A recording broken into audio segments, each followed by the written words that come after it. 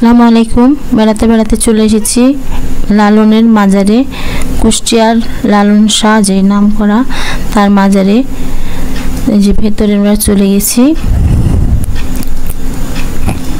একটু দেখাই সবাইকে, একটু দেখেন জায়গাটা সুন্দর। লালনের এখানে একাডেমি আছে, দেখেন দুই পাশে গাছ সারি সারি।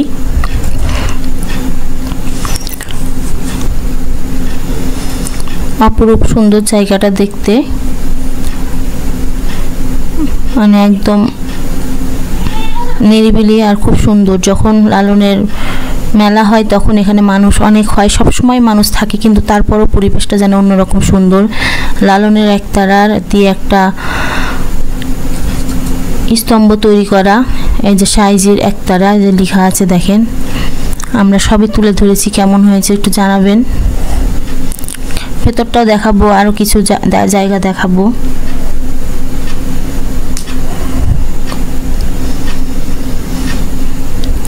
এখানে তো লেখাই আছে, আর কি পড়বো আমি দেখিয়ে দিচ্ছি, দেখে নেন। এখানে কর্মীদের, বাইরে কর্মীদের কবরস্থান, আর ভেতরে যে ঘরটা দেখতে পাচ্ছেন সেই ঘরের ভেতরে লালনের মাজার।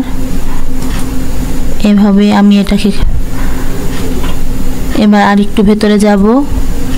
সামনে ঢুকতেই ভেতরে এই জায়গাটা, তার ভেতরে ওই যে দেখা যাচ্ছে এই যে লালনের ছবি। খুব সুন্দর একটা জায়গা।